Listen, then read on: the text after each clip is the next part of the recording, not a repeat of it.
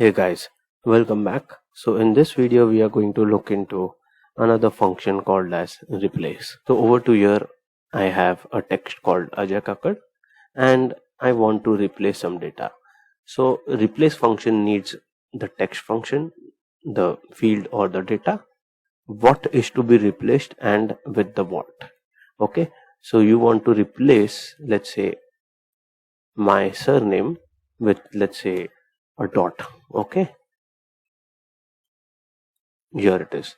So in this way you can remove a chunk of data. So that means if I actually add in here k and replace it by dot, so wherever k will be available it will replace it with the dot.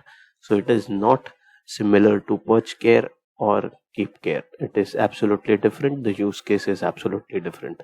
Please don't get confused with these set of functions.